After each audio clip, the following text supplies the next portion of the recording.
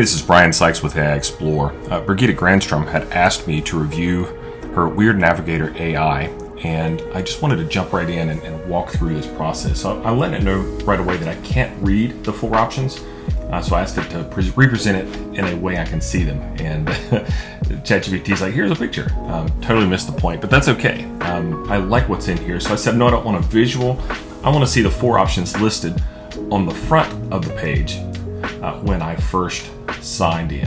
Okay, so this is, trying to communicate with the Chat-GPT and get the things we're after. So it lays out the 4 different options. And I'm not the fastest typer, so this is actually 3x speed. So I said, let's start with number 2. And it says, this is a great choice, and this is the Weird Ones test.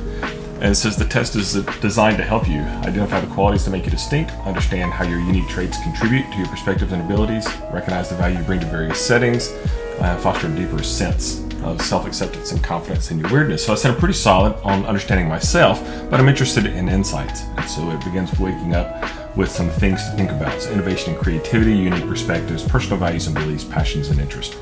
So I tell it I want to start with number 1, innovation and creativity, and I begin addressing the thing it's offered here. So every project I've undertaken is approached from an unconventional manner. I was not aware that it was different from everyone. As a little child, I assumed everyone did it like me. But as I grew up, I began to recognize the variability to how I viewed the world, the way I saw problems, and the manner in which I approached a challenge in search of a solution. So I've discovered that I latch on to core ideas that resonate with how I view things. For instance, I believe the goal is simplicity, to make a complex problem as simple as possible. I learned recently that this is a style of learning, and it's thinking about it, that was presented by a brilliant scientist. The better you can describe something, or have capability to explain something clearly to someone else, the more clearly you have an understanding of it in your own head. And this is one of the reasons with my teaching that I ask people to explain what they've done. All my books have had this same comment. Okay, so it goes and tells me it's the hallmark of innovation and creativity. So that's good. Thanks. And it attributes this idea to Einstein. Says if you can explain it simply, or if you can't explain it simply, you don't understand it well enough. And I believe that fully. So it asked me how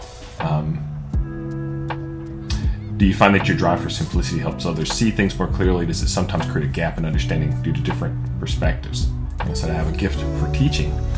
So taking my ability to understand complex ideas and simplify them suits me well for explaining things in a useful way to others. As a creative professional myself, I know the ideas, tech, themes, etc. in the realm of branding, marketing, and advertising, so speaking in this space authoritatively and with understandable language.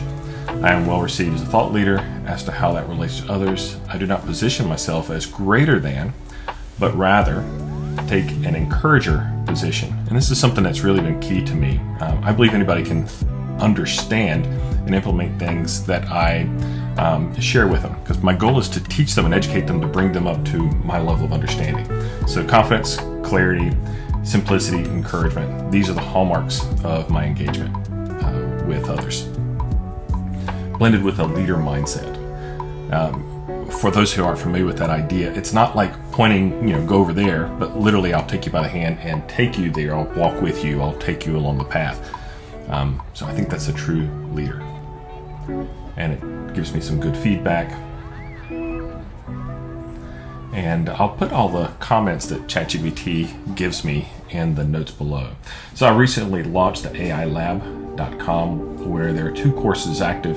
The first is level 1, where a group of 4 people from across the world came together from various walks and experiences. And I helped them not only learn to use the tools of generative AI, I thoroughly embedded the principles and concepts into their creative workflows. And this is the key for me, is I'm not just looking for people to grasp a concept. I want it to be immersed in their very fiber of how they do.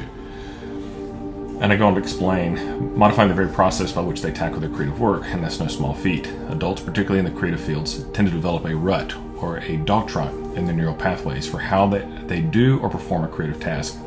Unseating that and replacing it with a new habit that improves and completely modifies prior processes is a big deal. And it goes on to say, remarkable, great idea, great job, etc., etc. Chat-GPT is very complimentary. And it tells me that this aligns perfectly with the ethos of the weird ones. So, thanks, Birgitta. And this is reflect on this experience. How do you feel it's influenced your own perspectives or approaches? Additionally, what feedback or outcomes have you observed? So I said, it reinforced my belief in the system I developed for teaching this framework. The feedback has been superlative praise, and I'm humbly honored. I know the system works, and I want to figure out how to employ it in helping even more people. And so this is interesting because what it'll do is it begins addressing that concern and lays out some possible scenarios of how I can do these things.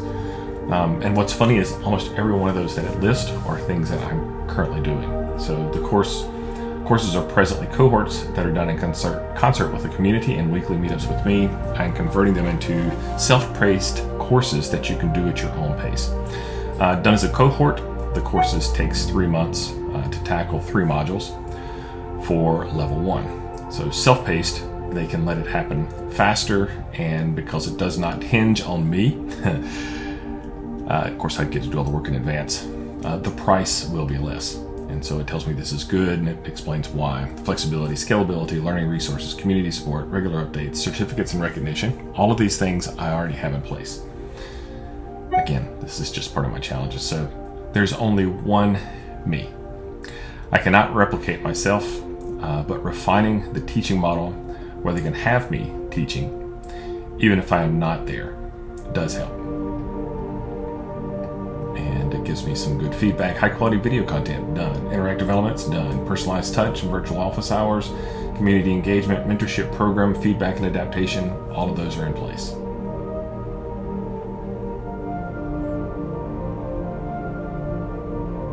Even at 3x speed, it takes me a while to type and get my thoughts together sometimes. So, 1, getting the creative outside of their traditional workflows. They have to be stripped of pattern behavior. I do this by projects that are familiar in concept, but outside of the norm in implementation and scope. The focus is more on the journey than the destination. Number 2, having fun. The work, no matter how difficult, has to be fun. Number 3, broad spectrum engagement across many Gen AI platforms for multimodal use of tools plus immersive integration of the technology with their existing platforms like Photoshop, Illustrator, Premiere, etc. And it lets me know these are good. And it's funny because everything it points out it says I should do, I'm already doing.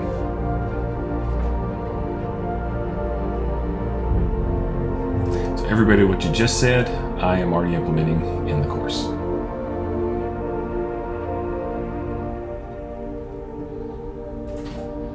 And it lays out some things and says this is good stuff. All of the above is actively being done for the AI lab. Great insights. Thanks.